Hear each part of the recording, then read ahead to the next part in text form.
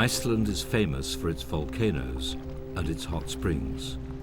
But Icelanders are about to become the most studied people on the planet because their blood has led to a discovery that casts a new light on one of the West's biggest killers, cancer. Like the people enjoying these hot springs, you may feel fine, but the truth is you've probably no idea how well you really are. Inside your body at this very moment, cells are fighting, multiplying, and dying. Among them may be cells which could kill you, as they kill millions of people worldwide every year. They are cancer cells.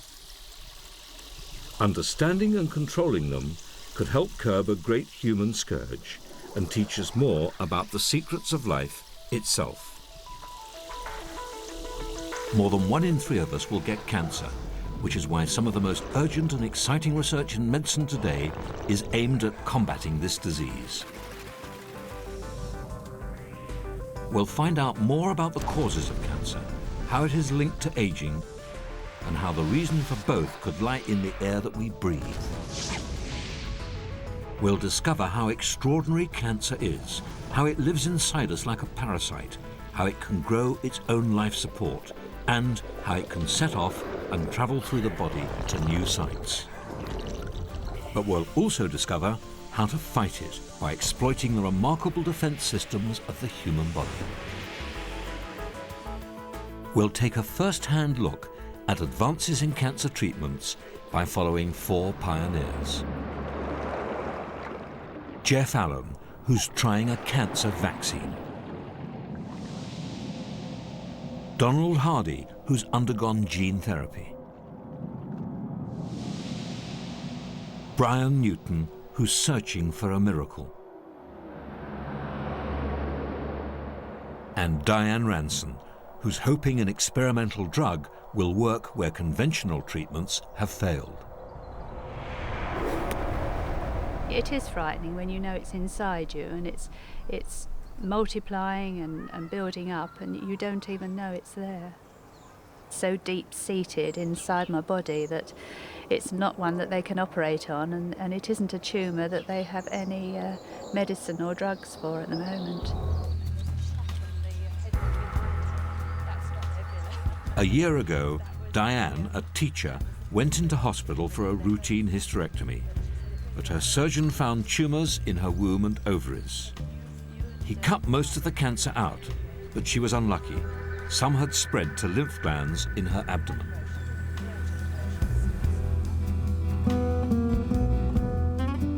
This is a 3-dimensional view of the new cancer. It's that huge dark mass in the center of Diane's body. It's now so big that it's starting to squeeze out healthy tissue.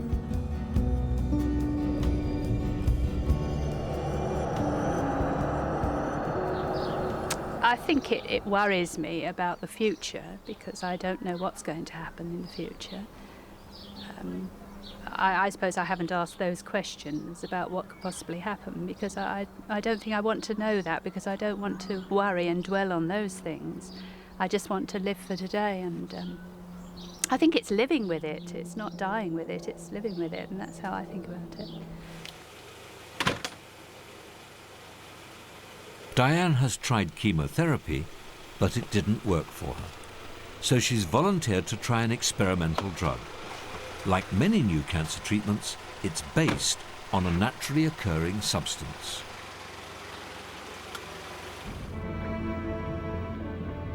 Our world is full of creatures that make exotic poisons and unusual chemicals. Corals, sponges, sea squirts and sharks all produce substances that are being tested as potential drugs. But for every one that works, there are many that don't.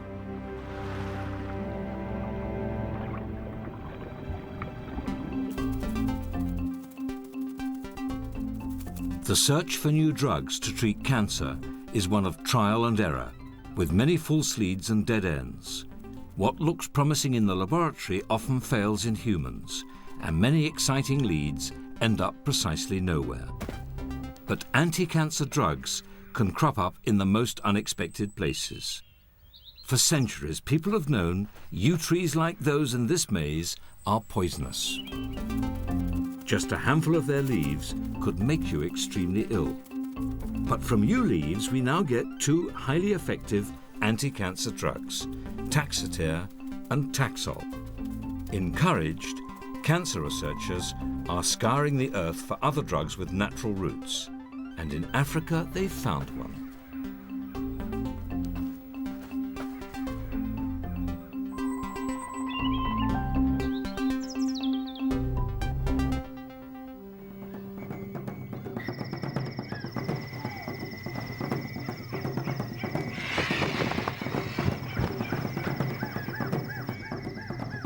For generations, Zulu witch doctors have used the bark of the African bush willow as a medicine, and their warriors have used it as a poison to coat their spears. Recently, researchers discovered that the bark might have another use, killing cancers. It does this by attacking their blood supply. This remarkable picture shows a huge mass of blood vessels growing in and around a cancer.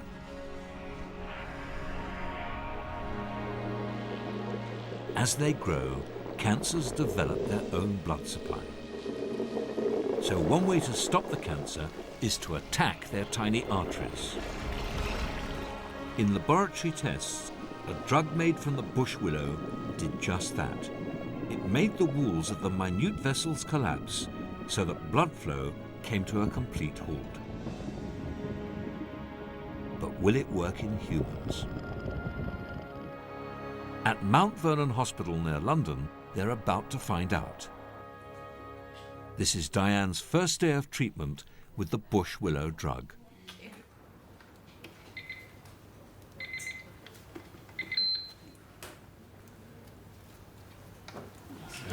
Yes. You yes. feel it? Does it feel a bit cold? I can feel it, yes. It's just cold. Yes. No abnormal sensations No. at all? No. Bit disappointing, she says. No. I far prefer it to be a total anticlimax. Yeah. Right. Yeah. Yeah.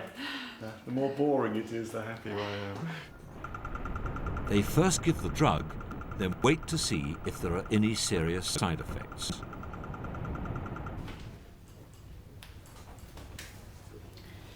That's the exciting bit over. Right. Relief, is it? Yes. You didn't quite believe me that any side effects that we're going to have were likely to occur later. True, right. No. Okay. It wouldn't surprise me if it takes about an hour. Because if the drug works the way we think it works, it's got to start affecting the actual cell shape of the cells that line the blood vessels. And that's going to take a bit of time. Many drugs that work in the laboratory fail when used on patients because they're too toxic. Diane and her doctors should find out within hours whether the drug is working or whether it is doing more harm than good. Diane has been told that the drug should reduce the blood supply to her tumour, and if that happens, it might kill the cancer. All she can now do is to wait and hope. I've got a tenderness in the base of my stomach. It's really sore at the moment. I haven't had any painkillers yet, but they're just going to get me a painkiller for it. This bit's a bit frightening because you don't know what's happening now. Something is obviously happening, but you don't know what.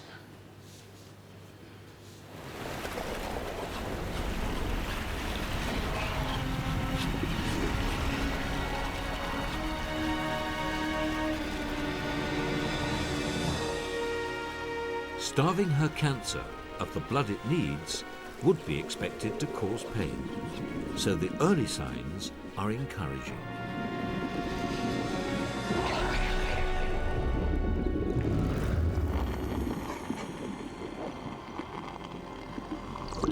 I was hoping that we would get pain in the tumour, because if you imagine And when you do exercise and you don't get enough blood supply to your muscle, you get pain because that's not enough oxygen. I would expect the same if we're getting a really good reduction in blood flow in the tumour.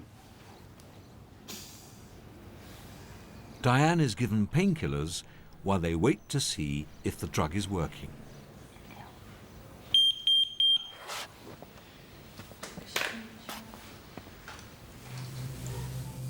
The treatment is designed to kill her cancer by depriving it of oxygen. But what is it that triggers cancers like Diane's in the first place? The answer, bizarre though it sounds, may be linked to oxygen.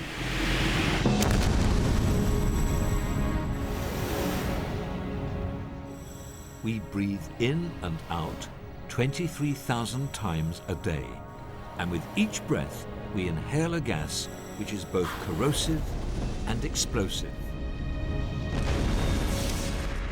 Oxygen.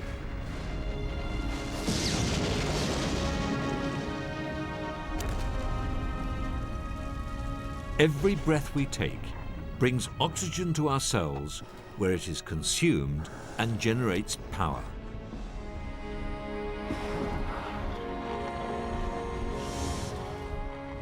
It is carried from our lungs in the blood to every part of our body.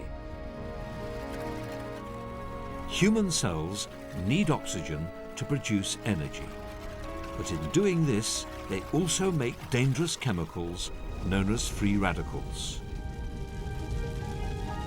Free radicals damage our cells, and the more we produce, the more damage they do.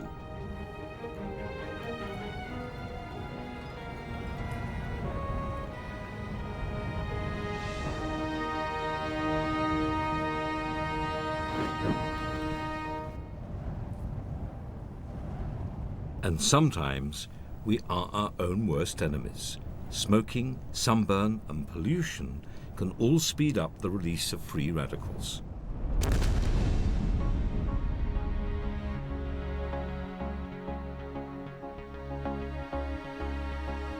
As the years pass beyond childhood, we see increasing signs of this free radical damage. It is called aging. But free radicals do more than just age us. They go right to the heart of cells and damage the DNA. This can lead to the growth of abnormal cells and eventually to cancer.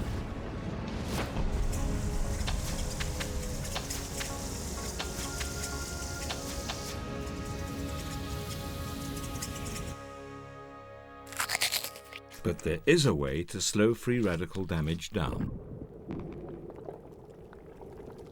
An apple a day is supposed to keep the doctor away.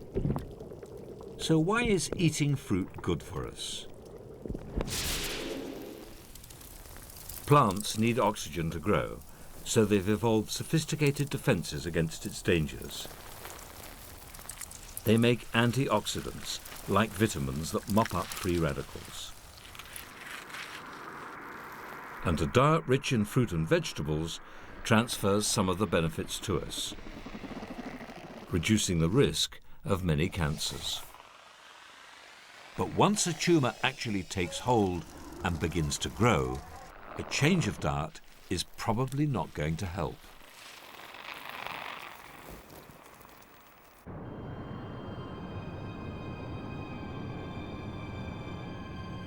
In Philadelphia, they're developing novel ways to attack advanced cancers.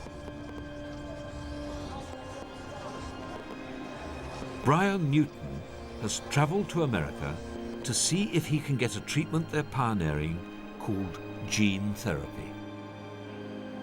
Brian has mesothelioma, a form of cancer caused by exposure to asbestos.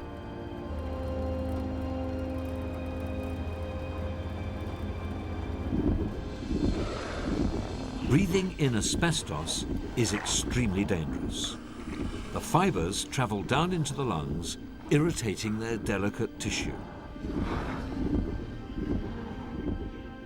The fibres then trigger this particularly aggressive and generally incurable form of cancer. But Brian refuses to give up. The most important thing to me is I don't want to die. I don't want to die. I don't want to be an invalid. I want to try and maintain some quality of life. I mean, inevitably, all of us have got to die. I don't want to end my days being an invalid, bedridden. I think quality of life is the important thing that I'm seeking. Brian is a keen sailor, but these days he's seldom well enough to take his boat out to sea.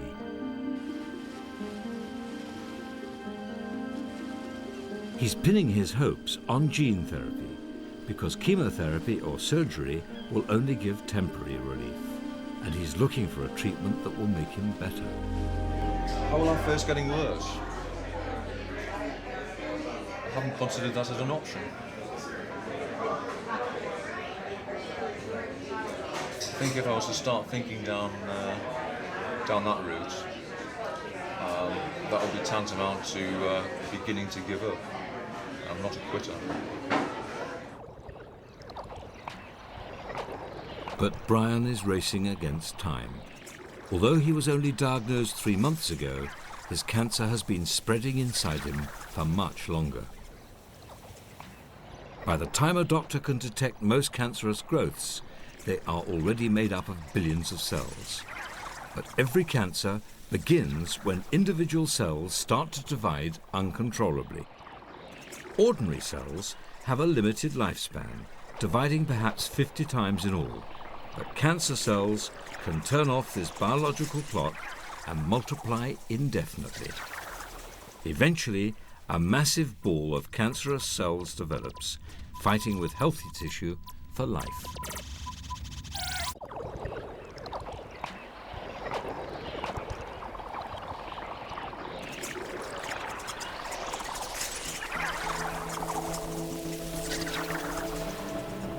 It all starts when the damaged DNA of a single cell sets off an unstoppable chain reaction.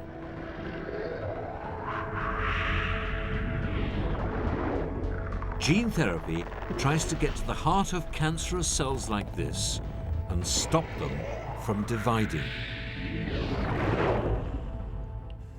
Brian's rapidly growing cancer will severely test this therapy. And there's another problem.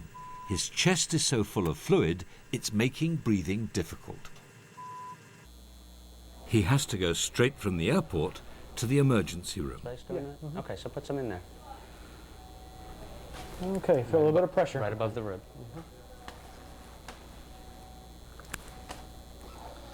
3.5 liters of liquid are removed before his breathing eases.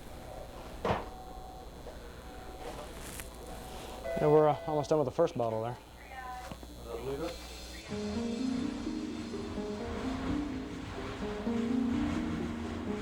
Brian has a night to recover before he meets the doctor in charge of the gene therapy trial.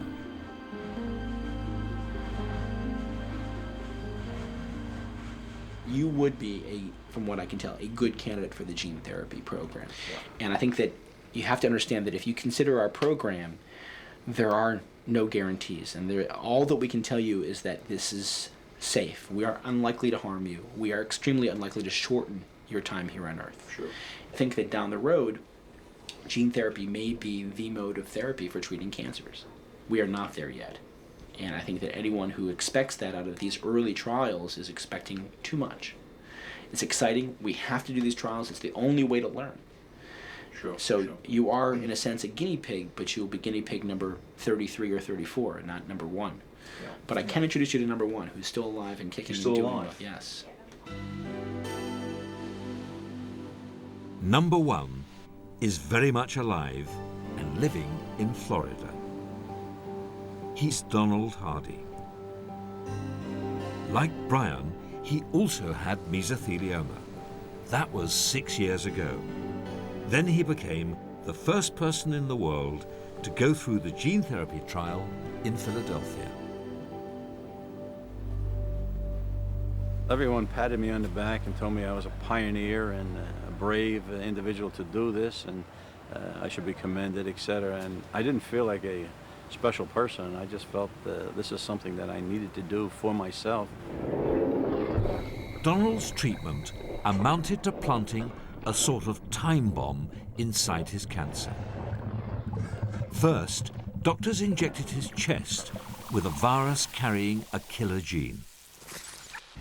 Then, the gene was activated with a drug to selectively kill all rapidly dividing cells. Gene therapy is so experimental that the success of their first attempt surprised even Donald's doctors.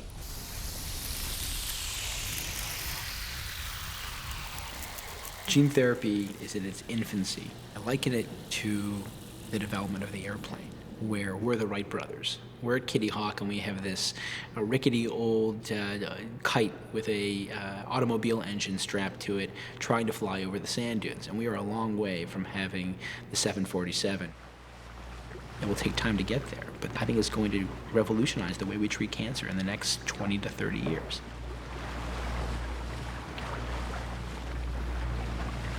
After the gene therapy, I kept asking the doctor, how am I doing? And the common response was, we don't know. And I said, what do you mean you don't know? He says, we've never done this before in a human.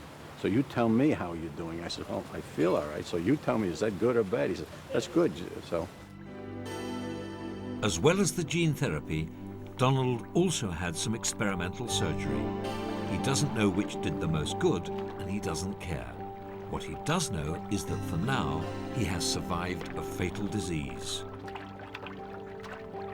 Now, no one will tell me I'm cured, but they tell me I'm doing really well and they're pleased with my progress. And of course, I'm very pleased with my progress because I'm still here and sitting in the sun in Florida. I didn't expect anything. I had hoped, and I can't give up hope.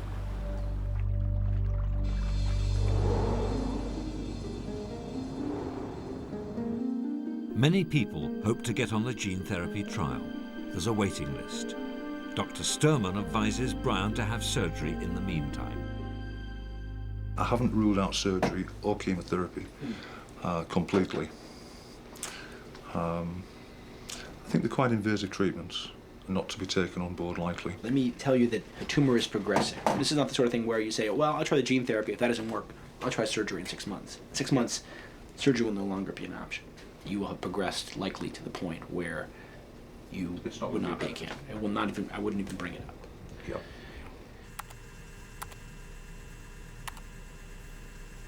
I felt a bit numb, and Dr. Sturman said that the windows were closing in on me. I think in the back of my mind I knew it myself, but to have someone tell you it numbs the brain a bit. It's not what we want to hear. The problem I faced with is, because I don't know when the treatment's going to be available, I may end up with no options. So, that's frightening. That's frightening. Back in England, it is the moment of truth for Diane Ranson. She's having a scan 5 hours after taking the experimental drug derived from the bush willow. Just going to start the scan now, Diane. If you can keep nice and still for me.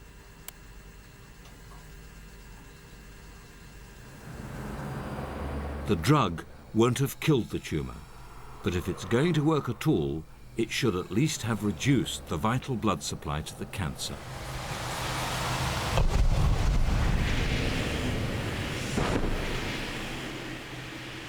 Well, I've just seen the MRI scan, and I have to say it's very exciting. Thank goodness for that. Basically, there's virtually no blood flow any longer Really? to the tumour.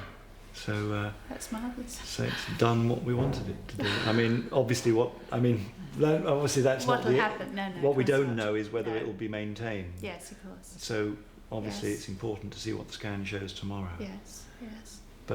But it all fitted. I mean, Right. The fact you got all this pain Yes. would go with that. So That's good news.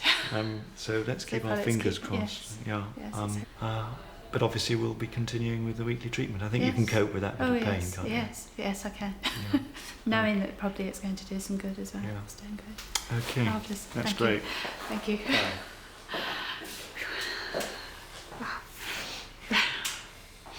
But that's good news, isn't it? The scan looks dramatically different, and to have an effect on the scan within 5 hours, and it fits with the pain and the change in blood pressure, and it looks as if the drug might well be working the way we hoped it was going to.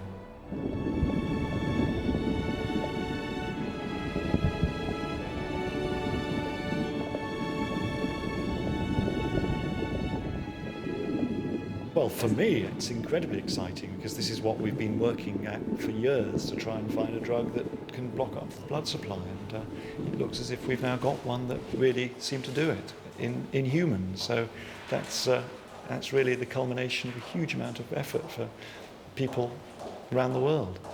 Wouldn't it be marvellous? I've made the breakthrough. Be great. Stopping advanced cancers growing is extremely important, but it would be even better if we could spot them early.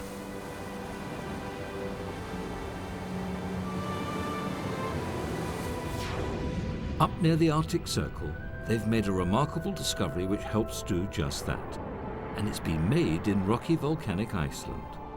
What they've been looking for here are clues to why some people seem far more vulnerable to cancer than others.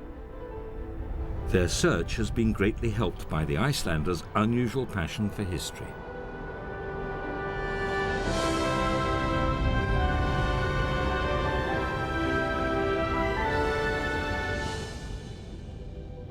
When the first settlers landed on these barren islands, land rights were everything.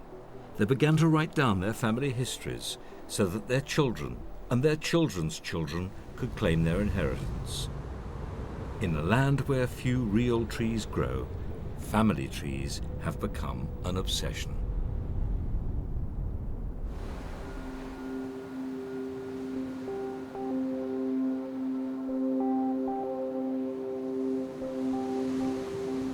The famous Icelandic sagas document the exploits of the early Norsemen who first arrived on these rocky shores. Nearly every saga begins with a long family tree. It's a tradition continued today, when many modern Icelanders keep family records going back centuries.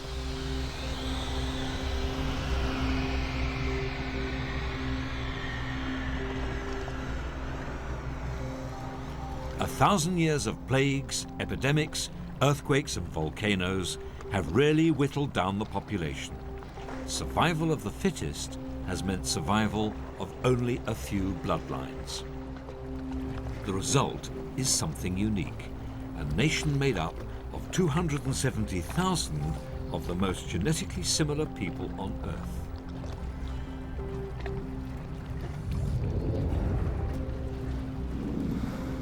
Icelanders are effectively one giant family, and that's what makes them so interesting to researchers studying how cancer can be passed down the generations.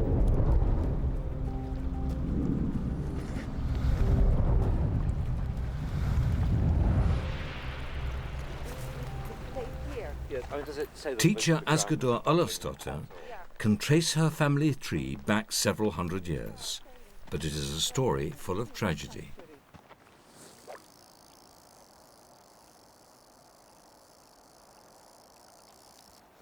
My grandmother, my mother's mother, she got breast cancer and died from it. She had two daughters, my mother and her sister, and they both got breast cancer. And my father got pancreas cancer. And then my only brother, he got prostate cancer. And both my parents and my only brother, they died from cancers in 20 months period. And 1 year after my brother died, I got breast cancer myself, so it's quite a story. Yes. Asgerdur's awful family history is not that unusual in Iceland. This country has some of the highest rates of breast and prostate cancer in Europe. Asa Jonsdottir lives on the opposite side of Reykjavik.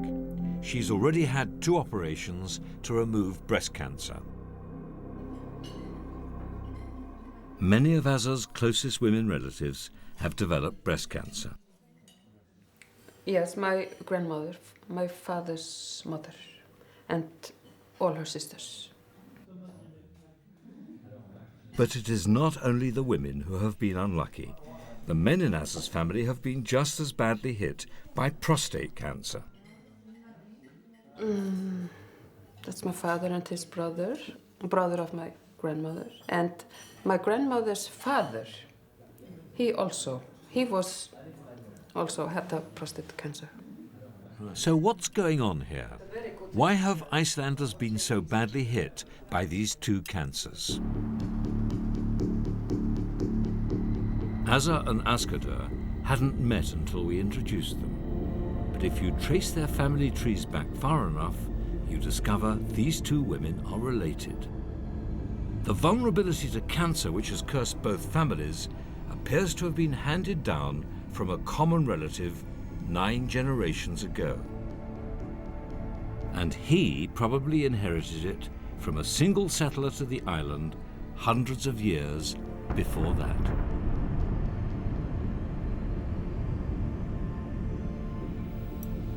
By taking blood samples from living members of families like this, scientists have discovered exactly why these people get so much cancer. And the answer is surprisingly simple. The breast cancer that has plagued Icelandic women is the result of a shared genetic fault. This thermal image shows a hidden cancer. It's the blue patch on the left breast. Such a cancer would have started with a damaged section of DNA. Most of us have repair genes to fix such damage. But some Icelandic families lack a crucial repair gene.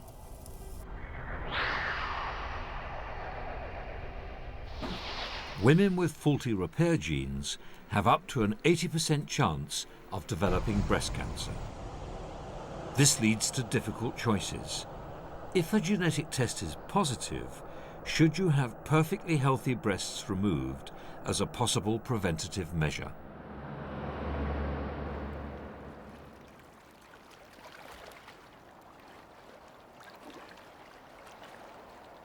Ásgrímur has already had a mastectomy, so it's not a choice she needs to make. But for those with the defective gene, there's a 50-50 chance they'll pass it on to their children.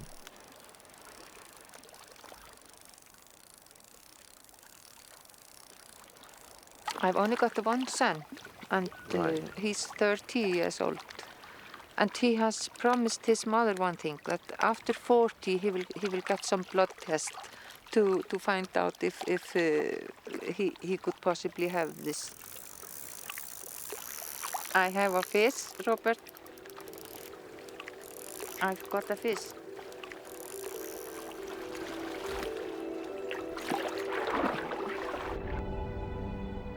The defective gene that leads to breast cancer in Iceland has also been found in many other populations around the world. And encouraged by this, they're widening the net. A huge research effort has begun involving the entire Icelandic population to find other genes that make people vulnerable to other common cancers. Such knowledge would certainly help early detection and improve chances of survival.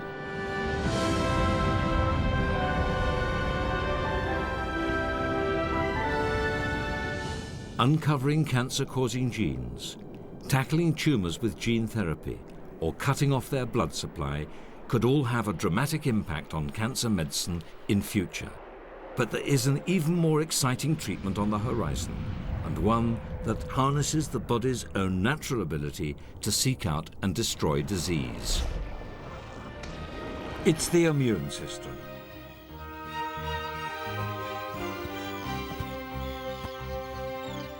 Just as birds fiercely repel any threat to their nests, our bodies have a powerful natural defense against invaders.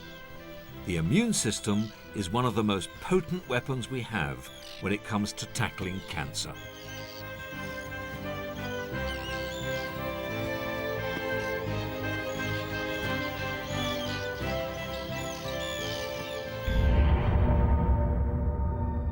An approach which harnesses the immune system is being tested on a range of cancers, including the often fatal skin cancer, malignant melanoma.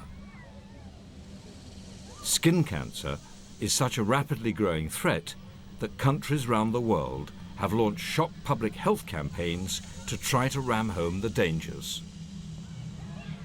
All my friends used to say, the first time you go to the beach, get a good burn. You know, you'll tan faster. So, you know, tan was considered healthy. And none of us knew the potential ramifications of overexposure to the sun. About 3 years ago, I noticed a red spot at the end of my nose. Skin cancer, that wouldn't happen to me. I mean, it never occurred to me. Life is very precious to me now. Almost losing it makes that very, very clear. Jeff Allen knows how it feels to look death in the face. When he was told he had a malignant melanoma, he was also told his prospects were very bleak. He was afraid he wouldn't live to see his children grow up. It all began with something which at the time seemed insignificant. We went on holiday to Cornwall, and while we were there, Dawn spotted a mole on my lower back, which she thought had changed. She thought it looked different. When I got home, we went to the doctors. The doctors had a look at it and said, yes, you need to see someone at the hospital. Hospital had a look and said, yes, it doesn't look too good. We better have it removed and do a biopsy and find out what it is.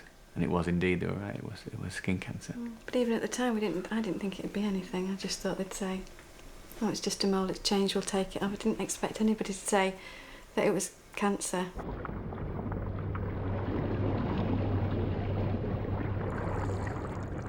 At the time, Dawn and I were hoping to have another child. We'd just got the one. And they said, wait a year before you try again, see if everything's okay. Which we did. I went back every month or so, and everything was fine. And so after a year, everything was clear. And so we went for another child. Dawn got pregnant more or less straight away.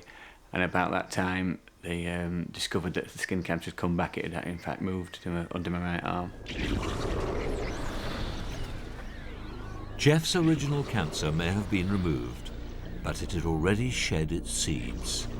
These had escaped and begun to travel around his body. Cancer cells travel through the body's internal highways, carried in the blood and in the lymphatic system. Many of these cancer cells are caught and killed by our immune system. But if a single one escapes, it can grow into a whole new cancer. Jeff's spread to the lymph glands under his arms. Then the cancer started growing in his bones.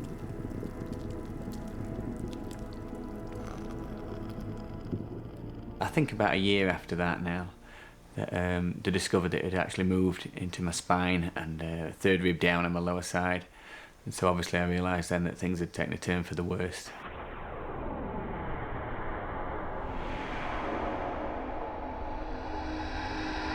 Having got into his ribs, the black patches of tumour started to eat away at his bones. With nothing left to lose, Jeff tried an experimental treatment, a cancer vaccine. Most cancer vaccines consist of active live bacteria or treated cancer cells. These are injected to try to arouse the immune system. This is not suitable for every cancer. But what the doctors are hoping to see is this. The irregular-shaped cells are cancer cells. The fuzzy-looking things attacking them are the white blood cells of the immune system. They're literally eating the cancer cells away. I had no worries about being an experiment at all, really. I think you've got to clutch at what you can get. This seemed like something worthwhile, worth trying. They'd had good results in America. So, yeah, you've got to go for these things. I think most people would, to be honest. Didn't think twice, really, did you? No. Really think about that. What choice is there, really? Jeff began fortnightly injections. At first, progress was slow. Then something remarkable happened. So effective was the vaccine that not only did the cancer stop spreading, it actually started to disappear.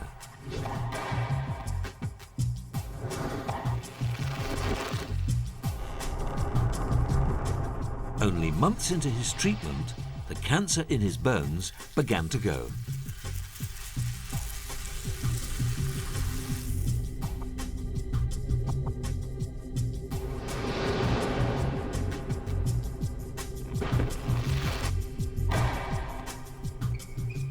Since then, it's just gone from good to better, basically. It started off well, and it's just continuing. I'm not sure they'd ever say you're cured, but it is in regression. It's certainly going back. The bones are rehardening. They're all reforming. Everything that was looking bad is looking better. So no, you're not cured, but you're well on the way, and you're certainly going down that path. Jeff is not unique. Early trials suggest about half the patients given cancer vaccines survive for 5 years or more, which for an advanced cancer of this type is impressive. Jeff has been exceptionally lucky, and there's no guarantee the vaccine will continue to work. New cancer treatments can take years to perfect, and for the patients who undergo these pioneer therapies, the benefits may not be for themselves, but for future generations.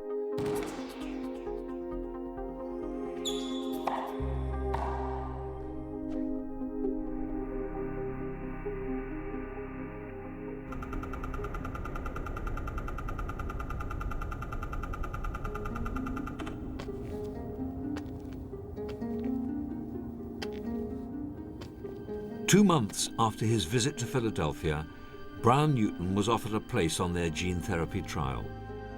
But by then, he was too weak to travel. Is that sore when I press? No. Brian's tumours have now spread to his chest wall. They form a visible lump. Come around the back. Brian's now opted for a treatment he'd originally rejected, chemotherapy. Out. There isn't a huge amount there. Yeah. I can clearly detect some fluid at the base there. I'm going to pop your things on then, please. Oh, it might slow down. Huh. Yep. Well, we'll see. The world is very fast today. I think that people expect that if they hear about gene therapy, that within a year or two it should be there and available and in your local doc in the box around the corner for treatment of the common cold or your pneumonia. And I think people don't have patience. It took many, many years for antibiotics to be developed. And I think it's going to take many years for gene therapy to be perfected. Okay, you're not going to feel any different. In the beginning, I didn't want to think about chemotherapy and I didn't want to think about surgery. But you've got to do something. I'm not deluding myself that there is a cure available. One can only live in hope.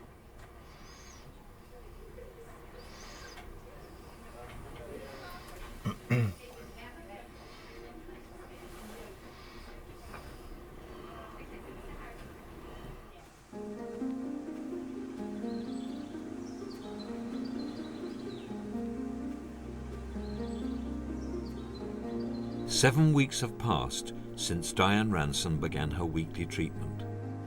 She's found it very hard. She's been feeling tired and weak. Today, she's going back to hospital to find out if it's all been worthwhile.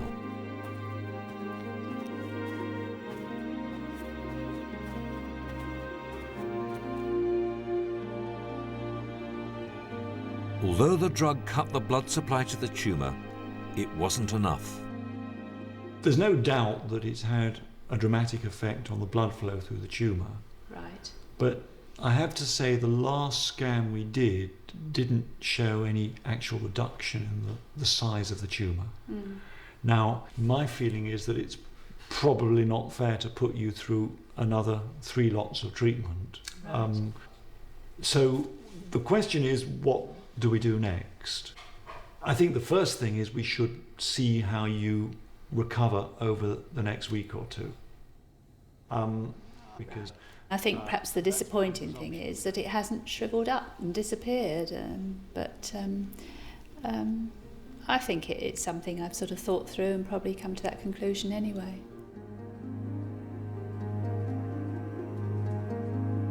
The bush willow drug hasn't worked for Diane, but there are signs it could be working in other patients. In the meantime, Dr. Rustin offers Diane a place on another drug trial. Obviously, it's unknown territory again. I know how this one has affected me.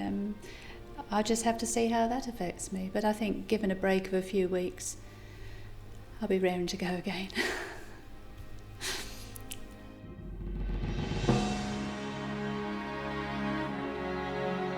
Diane started the new drug trial, but her cancer rapidly progressed and she died 4 months later.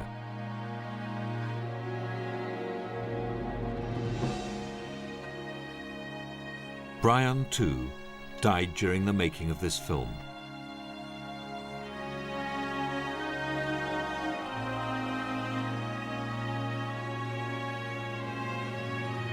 Donald Hardy continues to defy the odds, living out an active retirement in Florida.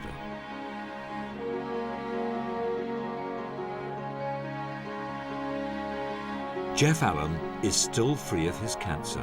He has regular injections of vaccine to keep it at bay. For years, our main weapons against cancer have been fairly crude. But the treatments Jeff, Donald and Diane have been trying may change that. It'll certainly be some time before they become routine. But our increasing knowledge of genetics and our understanding of how the body naturally combats cancer will be revolutionary. We shall probably never get rid of cancer, but we will learn how to tame it.